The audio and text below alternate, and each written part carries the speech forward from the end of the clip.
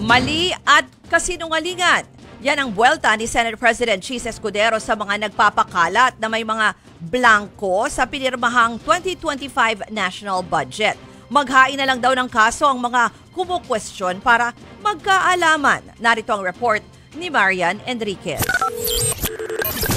Sa gitna ng pagkwestiyon sa 2025 national budget, may banat si Senate President Chis Escudero kay Davao City 3rd District Representative Isidro Ungab na nagsiwalat na may mga blanco o manong halaga sa Bicameral Conference Committee report.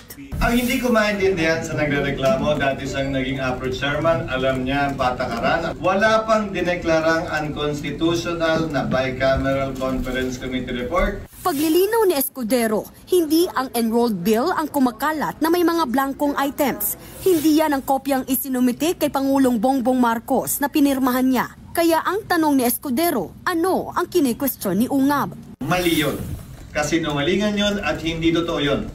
At kung blanco man yung nasa GAA, hindi pwedeng i-release ng DBM yun.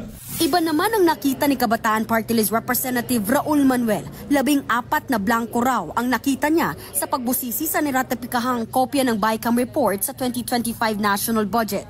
8 raw sa mga blankong ito ay sa ilalim ng opisina ng kalihim ng Department of Agriculture. May 2 rin sa Bureau of Fisheries and Aquatic Resources. Isa sa Philippine Coconut Authority, isa sa National Irrigation Administration, at 2 sa Unprogrammed Appropriations. Very disappointing to know na totoo na yung BICAM report na nakarating sa mga mambabatas na niratify ng House at ng Senate ay may mga blank. Giit ni Manuel, importanteng malaman kung sino ang naglagay ng halaga sa mga blankong ito.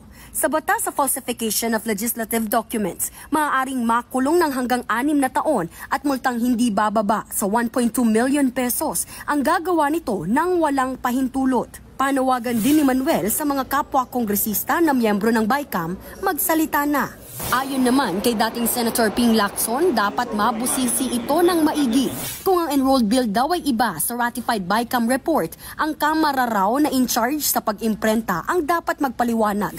Ganyan daw ang nangyari noong 2019 na maraming na-veto sa budget nang madiskubre na may mga maanomalyang pinasok sa printed enrolled bill na wala naman sa ratified BICAM report. Hanggang ngayon, wala pa ring pahayag ang nagbitiw na chairman ng House Appropriations Committee na si Ako Bicol Party List Representative Zaldico. Tikom din ang ibang miyembro ng BICAM Committee tungkol sa issue.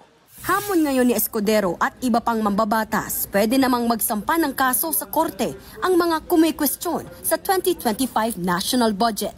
Nagbabalita mula sa Frontline, Marian Enriquez, News 5.